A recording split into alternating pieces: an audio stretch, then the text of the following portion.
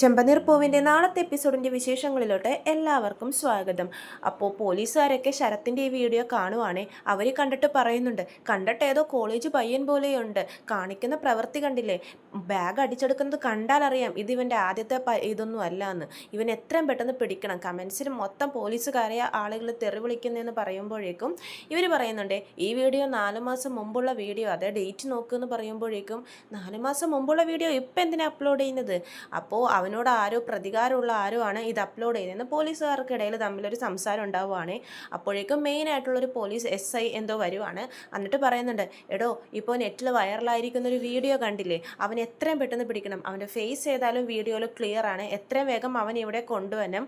DGPയുടെ ഓർഡറാണ്. എന്നിട്ട് ഇവർക്ക് ഓർഡർ ഇടുവാണ് എളുപ്പം പിടിച്ചുകൊണ്ട് വരാൻ വേണ്ടിയിട്ട്. പിന്നെ കാണിക്കുന്നത് രേവതിയുടെ വീടാണ്. അവിടെ ഇപ്പോഴും എല്ലാവരും കരഞ്ഞുകൊണ്ടിരിക്കുവാണ്. അമ്മ പറയുന്നുണ്ട്, നമ്മളിനി എങ്ങനെ പുറത്തിറങ്ങി നടക്കുവടി, ആകെ നാണക്കേടായല്ലോ, ഒരു കള്ളനെയാണ് ഞാൻ ഇത്ര നാൾ വളർത്തി വലുതാക്കിയെന്ന് ആളുകൾ പറയുമല്ലോ എന്നോർത്ത് വിഷമിച്ച് കരയുവാണ്. ഈ ടൈമിലാണ് സച്ചി കയറി വരുന്നത്.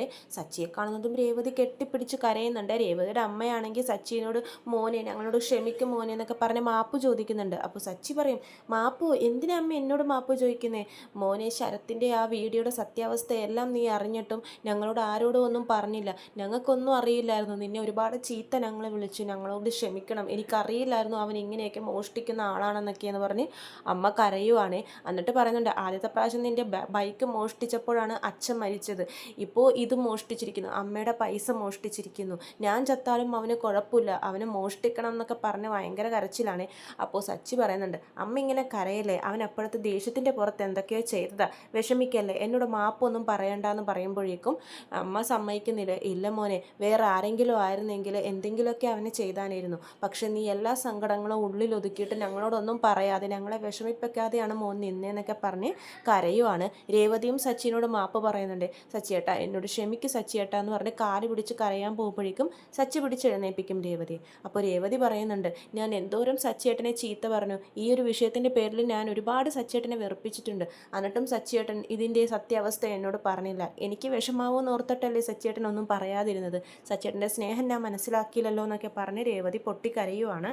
രേവതി അതൊക്കെ വീട്, നിങ്ങൾ ആരും ഇങ്ങനെ കരയല്ലേ, എനിക്ക് കണ്ടിട്ട് സഹിക്കാൻ പറ്റുന്നില്ല എന്ന് സച്ചി പറയുമ്പോഴേക്കും രേവതി ചോദിക്കുന്നുണ്ട്, സച്ചിയേട്ടൻ അവനോട് ദേഷ്യമൊന്നുമില്ലേ സച്ചിയേട്ടാ എന്ന് പറയുമ്പോഴേക്കും സച്ചി പറയും, രേവതി ഇതൊന്നും അവൻ ഒറ്റയ്ക്ക് ചെയ്തതല്ലല്ലോ, ആൻ്റണി പറയിച്ച് ചെയ്യിപ്പിച്ചതാ, അവൻ്റെ പ്രായം ഇതാ, അപ്പോഴത്തെ ആ ദേഷ്യത്തിലും അവനെ വന്ന ഇതിലും ഒക്കെ അതിൻ്റെ പുറത്ത് അവൻ അമ്മേനോടുള്ള ദേഷ്യം തീർക്കാൻ വേണ്ടി ചെയ്തതാ രേവതി, അതും ആൻ്റണി ഇളക്കി വിട്ട് ചെയ്തതാ, ഇപ്പം അവൻ അതിൽ നിന്നൊക്കെ പിന്മാറി, അവനിപ്പോൾ നല്ലോണം പഠിക്കുന്നുണ്ട്, ക്ലാസ്സിൽ പോകുന്നുണ്ട്, അവൻ്റെ ഭാവി സുരക്ഷിതമാണ്, നിങ്ങൾ പേടിക്കേണ്ട, അവനിപ്പോൾ പഴയ സ്വഭാവങ്ങളൊന്നുമില്ല എന്ന് പറയുമ്പോഴേക്കും രേവതി പറയുന്നുണ്ട്, ഇങ്ങനെയൊക്കെ ചിന്തിക്കാൻ എൻ്റെ സച്ചിയേട്ടനെ മാത്രമേ കഴിയത്തുള്ളൂ, സച്ചിയേട്ടനെ പൂർണ്ണമായിട്ട് ഞാൻ ഇന്നാണ് മനസ്സിലാക്കുന്നത്, ആ ഫോൺ കാണാതായപ്പോൾ സച്ചിയേട്ടൻ എന്തോരം ടെൻഷൻ അടിച്ചു, എനിക്ക് അപ്പോഴേ തോന്നി ഒരു ഫോൺ കാണാതാവുന്നതിന് ഇങ്ങനെ ടെൻഷൻ അടിക്കേണ്ട കാര്യമില്ലല്ലോ എന്ന്, ആ വീഡിയോ പുറത്താവുമെന്ന് ഓർത്തിട്ടല്ലേ സച്ചിയേട്ടൻ ടെൻഷൻ അടിച്ചത്, ആ വീഡിയോ പുറത്തായാൽ എനിക്ക് ആ വീട്ടിൽ സമാധാനത്തോടെ നിൽക്കാൻ പറ്റില്ലെന്ന് സച്ചിയേട്ടൻ അറിയാം, എൻ്റെ മേലെ ഇത്രയും സ്നേഹം സച്ചിയേട്ടനുണ്ടോ, എൻ്റെ കുടുംബത്തിൻ്റെ മേലെ സച്ചിയേട്ടൻ ഇത്രയും സ്നേഹം ഉണ്ടെന്നൊക്കെ ഞാൻ ഇന്ന് മനസ്സിലാക്കി സച്ചിയേട്ടാന്ന് പറഞ്ഞ രേവതി വീണ്ടും വീണ്ടും കരയുവാണ്.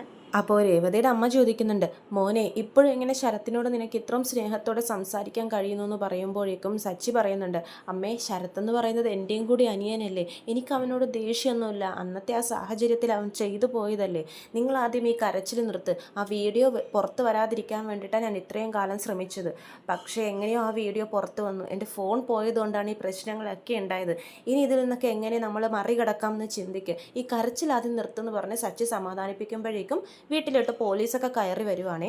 ഇത് ശരത്തിൻ്റെ വീടല്ലേന്ന് ചോദിച്ചു വരുമ്പോഴേക്കും സച്ചിയാണ് മറുപടി പറയുന്നത്, അതേ എന്നൊക്കെ പറയുന്നുണ്ട്.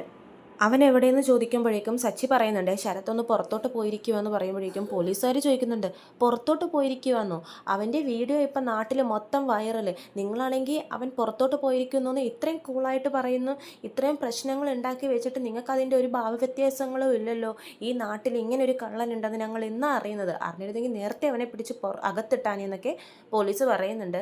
അപ്പോൾ സച്ചിയും വീട്ടുകാരും ഒന്നും മിണ്ടാതിരിക്കുകയാണ്. ഇവർ പറയുന്നുണ്ട്, എന്തിനാ വീണ്ടും അവൻ പുറത്ത് പോയിരിക്കുന്നത്, അടുത്തത് ആരുടെ സാറിൻ്റെ ബാഗ് മോഷ്ടിക്കുമെന്ന് നോക്കാൻ വേണ്ടി പോയിരിക്കുകയാണോ? ഇനിയും വലിയ വലിയ മോഷണങ്ങൾ പ്ലാൻ ചെയ്യുന്നുണ്ടോ അവൻ? ഇതവൻ ആദ്യമായിട്ട് ചെയ്യുന്നതാണോ അതോ നിങ്ങൾ കുടുംബക്കാർ മൊത്തം അറിഞ്ഞിട്ടാണോ അവൻ ഈ പ്രവർത്തിയൊക്കെ ചെയ്യുന്നതെന്നൊക്കെ പോലീസ് ചോദിക്കുമ്പോഴേക്കും സച്ചി പറയുന്നുണ്ട്, സാർ ഇങ്ങനെയൊന്നും പറയല്ലേ സാർ, അവൻ എന്തോ തെറ്റ് പറ്റിയതാന്ന് പറയുമ്പോഴേക്കും പോലീസ് ചോദിക്കും, തെറ്റ് പറ്റിയതോ? ഇത്രയും വലിയൊരു മോഷണം, അത് നടു റോട്ടിൽ പകലെ ഒരു സ്ത്രീയുടെ കയ്യിൽ നിന്ന് ബാഗ് മോഷ്ടിച്ചത് ഇത്രയും തെറ്റ് പറ്റിയതാണെന്നോ? അവൻ എത്ര ധൈര്യം ഇരുന്നിട്ടായിരിക്കും അവൻ ഇങ്ങനെയൊക്കെ ചെയ്തതെന്നൊക്കെ പോലീസ് ചോദിക്കുന്നുണ്ട്. എന്നിട്ട് നിങ്ങളൊക്കെ ആരാന്ന് ചോദിക്കുമ്പോൾ രേവതിയുടെ അമ്മ ഞാൻ അമ്മയാണെന്നും ഇത് മോളുടെ ഭർത്താവാണെന്നൊക്കെ പറഞ്ഞ് സച്ചിയെ കാണിച്ചു കൊടുക്കുന്നുണ്ട്. അതൊക്കെ ശരി, നിങ്ങളുടെ മോൻ എവിടെ? അവൻ എത്രയും പെട്ടെന്ന് അറസ്റ്റ് ചെയ്ത് കൊണ്ടുവരാനാ പോലീസിൽ നിന്ന് വന്നിരിക്കുന്ന ഓർഡർ എന്ന് പറയുമ്പോഴേക്കും അമ്മക്കൊക്കെ ഭയങ്കര സങ്കടമാവുകയാണ്. അപ്പോൾ സച്ചി പറയുന്നുണ്ട്, സർ അവൻ ഇപ്പം ഇവിടെ ഇല്ല, അവൻ പുറത്തോട്ട് പോയിരിക്കുക, അവൻ വന്ന ഉടനെ ഞാൻ തന്നെ കൊണ്ടുവരാമെന്ന് പറയുമ്പോഴേക്കും ഇവർ പറയുന്നുണ്ട്, പുതിയ അടവായിട്ട് ഇറങ്ങിയിരിക്കുവാണോ? അവൻ ഇവിടെ ഇല്ലെന്ന് എവിടെയെങ്കിലും മറച്ചു വെച്ചിരിക്കുവാണോ അവനെ നിങ്ങളെന്നൊക്കെ പോലീസ് ചോദിക്കുന്നുണ്ട്. അപ്പോൾ സച്ചി പറയുന്നുണ്ട്, സാർ അത് മോഷണമൊന്നുമല്ല സാർ, അവന് അറിയാതെ പറ്റിപ്പോയതാന്ന് പറയുമ്പോഴേക്കും നിങ്ങളെന്താ വീണ്ടും അറിയാതെ പറ്റിപ്പോയതെന്ന് പറയുന്നത്?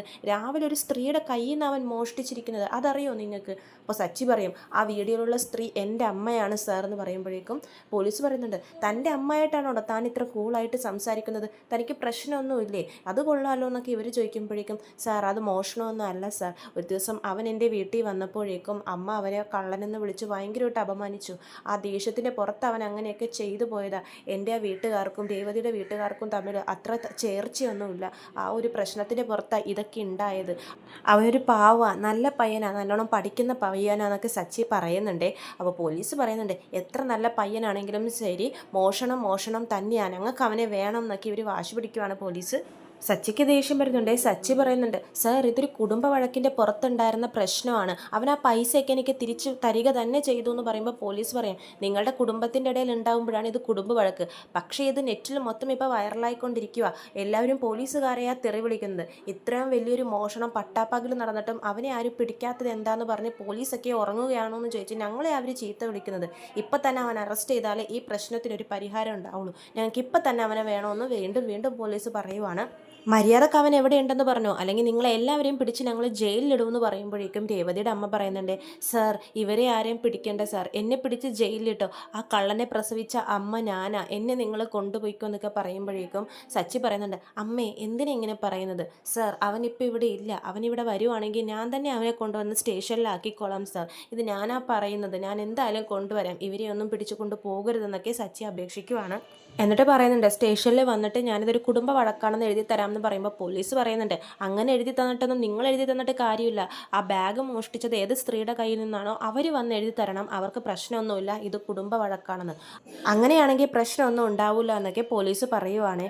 അപ്പോൾ സച്ചിക്ക് ഭയങ്കര വിഷമാവുന്നുണ്ട്. സച്ചിക്ക് അറിയാലോ സച്ചിയുടെ അമ്മ എന്തായാലും ഇങ്ങനെയൊന്നും എഴുതി കൊടുക്കാൻ പോകുന്നില്ലെന്ന്. എന്നാലും സച്ചി പോലീസിനോട് പറയുന്നുണ്ട്, ശരി സാർ, ഞാൻ അമ്മയും കൂട്ടി വരാമെന്ന് പറയുമ്പോഴേക്കും പോലീസ് പറയുന്നുണ്ട്, ഞങ്ങൾ ഈ കാര്യം അവിടെ സ്റ്റേഷനിൽ പോയി പറയട്ടെ, സാർ എന്ത് പറയുന്നു നോക്കട്ടെ, അതേസമയം അവൻ എങ്ങോട്ടെങ്കിലും ഓടിപ്പോവുകയോ നിങ്ങൾ അവനെ ഒളിപ്പിച്ച് വെക്കുകയോ ചെയ്തു കഴിഞ്ഞാൽ കേസ് ഇനിയും സ്ട്രോങ് ആവും, മര്യാദക്ക് അവനോട് എളുപ്പം വന്ന് സറണ്ടർ ആവാൻ പറ, അപ്പോൾ അവൻ്റെ ശിക്ഷ കുറഞ്ഞു കിട്ടും എന്നൊക്കെ പോലീസ് പറഞ്ഞിട്ട് അവിടെ നിന്നും പോവാണ്.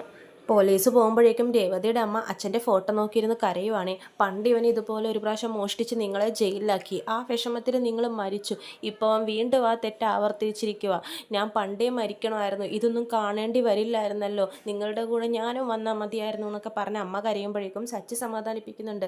എന്തിനാ അമ്മ ഇങ്ങനെയൊക്കെ പറയുന്നത്, അമ്മ ഇങ്ങനെ വിഷമിക്കല്ലേ എന്ന് പറയുമ്പോഴേക്കും രേവതി പറയും, പോലീസ് അവനെ അറസ്റ്റ് ചെയ്യാൻ പോവല്ലേ സച്ചിയേട്ടാ, അവൻ്റെ പഠിപ്പ് പോയി, അവൻ്റെ ഭാവി പോയി, എല്ലാം പോയി, എൻ്റെ അച്ഛൻ കണ്ട സ്വപ്നങ്ങളെല്ലാം വെറുതെ ആയി എന്നൊക്കെ പറഞ്ഞ് രേവതിയും കരയുന്നുണ്ട്. അപ്പോൾ സച്ചി പറയും, നിങ്ങൾ ആദ്യം ഈ കരച്ചിലൊക്കെ ഒന്ന് നിർത്ത്, ആദ്യം അവൻ എവിടെയാണെന്ന് പറയുമ്പോഴേക്കും രേവതിയൊക്കെ പറയും, അവനിവിടെ ഉണ്ടായിരുന്നു പക്ഷേ പിന്നെ കാണാനില്ല എന്നൊക്കെ പറയുന്നുണ്ട്. സച്ചേട്ടൻ്റെ അമ്മ ഇവിടെ വന്ന് പ്രശ്നം ഉണ്ടാക്കി കഴിഞ്ഞപ്പോഴേക്കും അമ്മ ഒരുപാട് ചീത്ത അവനെ പറഞ്ഞായിരുന്നു.